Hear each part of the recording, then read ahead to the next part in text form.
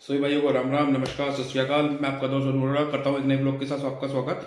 और आज हम बात करने वाले हैं ट्विन टावर्स को उड़ाने वाले अलकायदा का अगला टारगेट निशाना है राम मंदिर, जिसने खुले आम धमकी दी है, वार्निंग दी है मोदी जी और योगी जी को। इस बारे में कोई डिस्कस नहीं करते और करते हैं वीडियो को स्टार्ट और चलते हैं वीडियो के साथ। इसके बाद बात करेंगे इसके बारे में। लो फ्रेंड्स, बहुगौरव और अमेरिका के ट्विन टावर को तबाह करने वाले अल कायदा का अगला निशाना है अयोध्या का राम मंदिर। Yes, you heard that right. Al Qaeda ने सीधे पीएम नरेंद्र मोदी और यूपी के सीएम योगी आदित्यनाथ को राम मंदिर गिराने की धमकी दे दी है। एंड माइंड यू, ये कोई खोखली धमकियां बिल्कुल नहीं लग रही है कि अल कायदा ने असम में इसकी प्लानिंग करना तक शुरू कर दिया। 1 जनवरी 2024 जैसे ही अमित शाह ने अयोध्या के राम मंदिर के खुलने की तारीख अनाउंस की, 1 जनवरी 2024 को अयोध्या में गगनचुंबी राम मंदिर वहां पर आपको तैयार मिलेगा। इसके जवाब में सीरिया में बैठे अलकायदा ने ये रिलीज किया। यह है अलकायदा का अपना रेडिकल मैगजीन गजवा-ए हिंद, जिसके कवर पेज पर बाबरी मस्जिद को फीचर किया है और पीएम मोदी और योगी को ओपनली धमकी दी कि हम राम मंदिर को उड़ा देंगे और उसके जगह पर एक मॉस्क बना देंगे। इतना ही नहीं, इन्होंने इंडियन मुस्लिम्स को भी यह कहकर भड़काने की कोशिश की कि भारत उनके लिए किसी जन्नुम से कम नहीं है और उन्हें अपना हक वहां पर नहीं मिलने वाला है, तो भारत से लड़कर ही उन्हें अपना हक मांगना पड़ेगा। पर हमारे पीएम मोदी ने इसे टैकल करने के लिए एक बहुत ही स्ट्रॉन्ग रिप्लाई दिया, ये कहकर कि भारत के मुसलमान बहुत बड़े देशभक्त हैं, वो भारत के लिए जीते और मरते हैं। Indian Muslims will live for India, they will die for India. लेकिन इसके अलावा अलकायदा ने पाकिस्तान को आतंकवाद फैलाने में असफल होने पर भी काफी ताने मारे और कहा कि उन्हें अपनी आतंकवादी गतिविधियों को और भी ज्यादा बढ़ाना होगा। अब फ्रेंड्स, अगर देखा जाए तो शुरुआत से ही इंडिया अलकायदा के प्राइम टारगेट में से एक रहा है और ऐसा खुद अलकायदा के founding father Osama bin Laden ने हमेशा कहा है। अभी हाल ही में बिन लादेन का लिखा हुआ एक खत अमेरिका के CIA ने डिक्लासिफाई किया, जिसमें ओसामा ने क्लियरली लिखा हुआ था कि अलकायदा के यूएस पर जंग छेड़ने का सबसे बड़ा रीजन है कश्मीर इशू पर यूएस का इंडिया को सपोर्ट करना। So that explains it all. In fact 1990s में तो ओसामा सूडान में बैठे बैठे इंडिया में आतंक फैलाने के लिए मिलिटेंट्स तैयार कर रहा था, जिसके बाद 2001 में ये train militants Kashmir militant group हरकत उल मुजाहिदीन में शामिल भी हो गए थे। लेकिन अल कायदा यहां पर भी नहीं रुका। इनफैक्ट उसने 15 अगस्त 2021 यानी इंडिपेंडेंस डे पर उत्तर प्रदेश की कैपिटल सिटी लखनऊ पर एक बहुत ही बड़ा आतंकवादी हमला प्लान किया। पर थैंकफुली हमले के बस 1 महीने पहले इंडिया के इंटेलिजेंस एजेंसीज और सिक्योरिटी फोर्सेस ने लखनऊ में अल कायदा के 2 स्लीपर सेल्स को पकड़ लिया, जिनका मेजर मकसद था लखनऊ के साथ उत्तर प्रदेश के मेजर सिटीज पर सुइसाइड बॉम्बिंग अटैक्स करना। ATS said that they were trying to conduct suicide attacks in the run-up to Independence Day. इसके लिए उन्होंने प्रेशर कुकर बॉम्ब्स तक रेडी रखे थे। लेकिन इस पर और ज्यादा इन्वेस्टिगेट करके ये पता चला कि अलकायदा का एक और एक विंग आसाम में भी ऑपरेट कर रहा है और वहां पर भी 48 टेररिस्ट को अरेस्ट किया। But the most shocking thing over here is ये सभी के सभी टेररिस्ट टीचर्स थे। सो बेसिकली यही लोग इंडियन यूथ को रेडिकलाइज करके भारत सरकार के खिलाफ जंग और गजवा-ए हिंद यानी कंप्लीट कॉन्क्वेस्ट ऑफ इंडिया के मिशन को पूरा करने की कोशिश कर रहे थे। और फ्रेंड्स, अनफॉर्चुनेटली यहाँ पर अल कायदा का इन्फ्लुएंस इस हद तक बढ़ गया है कि इन्होंने यहाँ पर बंगाली मुस्लिम्स को अपीस करने के लिए यानी उनको खुश करने के लिए म्यूजियम्स तक बनाए। और आज स्थिति कुछ इस हद तक बिगड़ चुकी है कि अल कायदा के सॉफ्ट इन्फ्लुएंसिंग के वजह से इंडियंस अल कायदा ज्वाइन ही नहीं बल्कि उसके टॉप विंग्स को लीड तक कर रहे हैं। जैसे कि ये सारे स्लीपर सेल्स, इनको मंथली सैलरी मिलती है यूथ में गजवा-ए हिंद जैसे मिशन को फैलाने के लिए, सिर्फ कुछ चंद पैसों के लिए ये ऐसे भयानक काम कर रहे हैं। अब फ्रेंड्स, जैसे कि हम बात कर रहे थे कि किस तरह कई इंडियंस अल कायदा के टॉप पोजीशंस पर भी पहुंच रहे हैं। सो जैसे फॉर एग्जांपल अल कायदा के साउथ एशिया विंग AQIS का फर्स्ट लीडर था सना उल हक। ये उत्तर प्रदेश के संभल डिस्ट्रिक्ट से बिलोंग करता था and you will be shocked to know कि सना उल हक, जो कि खुद एक ग्रेजुएट था, वो एक बहुत ही कल्चर्ड फैमिली से बिलोंग करता था। उसके ग्रैंडफादर गांव के प्रधान थे और ग्रेट ग्रैंडफादर डिस्ट्रिक्ट मैजिस्ट्रेट, और उसके ग्रैंड अंकल तो एक फ्रीडम फाइटर थे। लेकिन 1998 में सना घर छोड़कर पाकिस्तान भाग गया। वहां कुछ साल वो टेररिज्म से रिलेटेड काफी सारे लिटरेचर को पाश्तो भाषा से उर्दू में ट्रांसलेट करता था।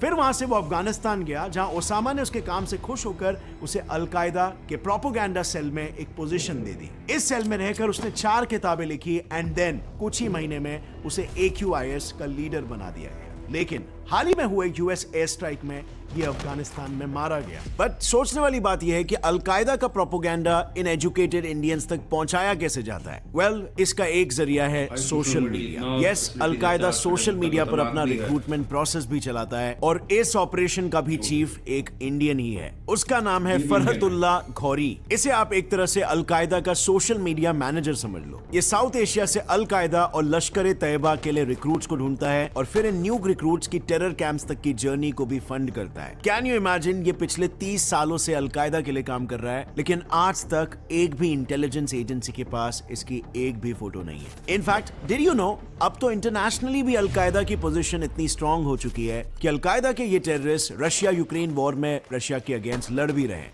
This is true. नेटो ने हर एक टेररिस्ट को $1200 से $1500 यानी अराउंड 1 लाख रुपए पर रिक्रूट करके रखा है उनके साइड से जंग लड़ने के लिए। सो बेसिकली इससे मेरा पॉइंट ये है कि it's high time that India should start to retaliate. As a matter of fact हम कर भी रहे हैं। हमने हाल ही में MQ-9 रीपर ड्रोन को खरीदा है। सो बात ये है ना, 2022 में अमेरिकन आर्मी ने अलकायदा चीफ को मार गिराया, लेकिन ये किलिंग स्टाइल बहुत ही इंटरेस्टिंग थी। जवाहिरी कैजुअली अपने बालकनी में खड़ा था जब ड्रोन्स ने उस पर एक सटीक निशाना साध कर उसे मार डाला। ये निशाना इतना सटीक था कि उसके आसपास उसके फैमिली मेंबर्स भी मौजूद थे, लेकिन वो बिल्कुल अनहार्म्ड बच निकले। और ये सब हो कैसे पाया? All because of MQ-9 reaper drone, जो अभी फॉर्चुनेटली भारत के पास आ चुका है। बट बिना वेपन्स के भी इंडिया की इंटेलिजेंस ने अलकायदा के मंसूबों को अंजाम देने से रोक रखा है। हाल ही में अलकायदा तो भारत में एक प्लेन क्रैश करवाने वाला था। प्लान बिल्कुल तैयार था। काठमांडू एयरपोर्ट से कोई फ्लाइट को हाईजैक करके उसे दिल्ली के किसी इंपॉर्टेंट बिल्डिंग पर क्रैश लैंडिंग करा देना। लेकिन अगेन राइट टाइम पर इंडियन अथॉरिटीज को इसकी खबर मिली और उन्होंने नेपाल को अलर्ट कर दिया, जिससे पूरे काठमांडू एयरपोर्ट को हाई अलर्ट पर डाल दिया गया और ये हमला टल गया। बट फ्रेंड्स, जहां तक अभी राम मंदिर को लेकर दी हुई धमकियों का सवाल है, ये पहली बार नहीं है जब ऐसा हुआ हो। ये एक्चुअली अलकायदा की काफी पुरानी आदत है। जैसे जरा ये सुनो। चार्ली एब्डो एक ही जंग है, ख्वाह ड्रोन से लड़ी जाए या चार्ली एब्डो के कलम से, IMF और आलमी बैंक की पॉलिसियों के जरिए लड़ी जाए या अक़वाम मुत्तहिदा के कुफरिया चार्टर को मुस्लिम ममालिक पर मुसल्लत करके कैरी लॉगर बिल के जरिए लड़ी जाए या सरकारी मुफ्तियों के सियाही उगलते कलम से नरेंद्र मोदी की खून टपकाती जबान से लड़ी जाए या मुसलमानों को जिंदा जला दी जाने के जरिए से, ये एक ही जंग। 2014 में अलकायदा चीफ जवाहिरी ने एक नया विंग लॉन्च किया called al Qaeda in the Indian subcontinent, AQIS। इसका area of operation India, Bangladesh और म्यांमार था। इसमें टेरर अटैक्स और रिक्रूटमेंट्स कराना इनका काम था। एवर सिंस देन अलकायदा ने इंडिया के सोशल हार्मनी को डिस्ट्रॉय करने की पूरी कोशिश की है। जैसे पिछले साल अप्रैल में इंडिया में हो रहे हिजाब प्रोटेस्ट में आपको याद होगा, ये वीडियो बहुत ही वायरल हुआ था।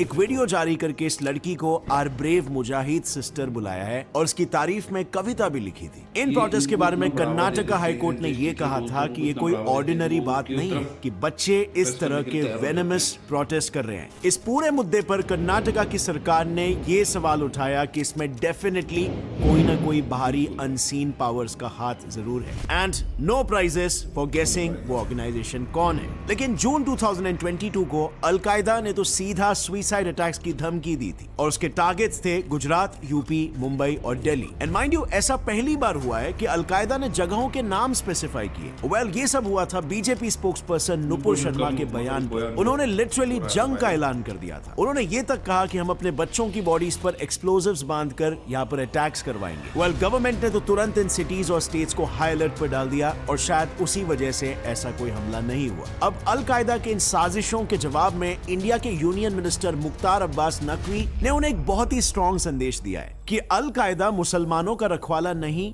बल्कि उनकी परेशानी बन चुका है। देखिए, ये अलकायदा जो है वो मुसलमानों की हिफाजत नहीं, मुसीबत है। भारत में हर धर्म के लोग शांति से रहते हैं, यहाँ उन्हें हर तरह का फ्रीडम मिलता है और इसीलिए अलकायदा को नहीं पता what India is made of. Cabinet minister Narottam Mishra ने भी काफी अच्छा जवाब दिया। अलकायदा कायदे में रहेगा तो फायदे में रहेगा। पर फ्रेंड्स, एक और एक पर्सपेक्टिव ये है कि हो सकता है कि अब अलकायदा धीरे धीरे अपना इन्फ्लुएंस खो रहा है और इसीलिए वो ये सब धमकियां बस सिर्फ रेलेवेंट रहने के लिए दे रहा है, क्योंकि आईसिस जो कि एट वन पॉइंट अलकायदा का ही हिस्सा था, अब अलकायदा से ज्यादा पॉपुलर हो गया है। यंग जिहादी मिलिटेंट्स जिनमें माइंडलेसली बस अटैक करने का जोश है, वो अलकायदा को बहुत ही इनएक्टिव और लेड बैक मानते हैं। उनका ये कहना है कि al Qaeda is doing all the talking, whereas ISIS is doing all the action. Also friends, Al Zawahiri के बारे में उनका कहना यह है कि उसमें ओसामा बिन लादेन जैसी कैरिस्मेटिक पर्सनालिटी नहीं है। उनके वीडियो मैसेजेस बहुत ही लंबे और बोरिंग होते हैं और उसमें कोई मैस अपील नहीं होता है। सो बेसिकली कड़वी सच्चाई ये है कि ओसामा के मरने के बाद अलकायदा काफी वीक हो गया है, लेकिन ओसामा को मारना अमेरिका के लिए कोई आसान काम बिल्कुल नहीं था। इस पर मैंने ऑलरेडी एक डिटेल वीडियो बनाया है कि इस ऑपरेशन को कैसे कंडक्ट किया गया और उसे क्यों समुद्र यही खत्म करते हैं। लेकिन भाई ये कोई छोटी मोटी धमकी नहीं है, अलकायदा ने दी है। ठीक है वो वीक हो गया, लेकिन हम इस चीज़ को नज़रअंदाज नहीं कर सकते। लेकिन मुझे अपनी इंडियन गवर्नमेंट पे बहुत भरोसा है और Narendra Modi, I love Narendra Modi ji, we love Narendra Modi ji. और हमारी गवर्नमेंट बहुत अच्छा काम कर रही है। जब से मोदी जी आए हैं ऑल ओवर इंडिया, वर्ल्ड में इंडिया का नाम हुआ है। तो मैं तो खुद सपोर्टर हूँ मोदी जी का। मैं तो कहूँगा आप भी सपोर्ट करो मोदी जी को। और आज की वीडियो करते हैं यहीं ख़त्म। सभी भाई को राम राम नमस्कार।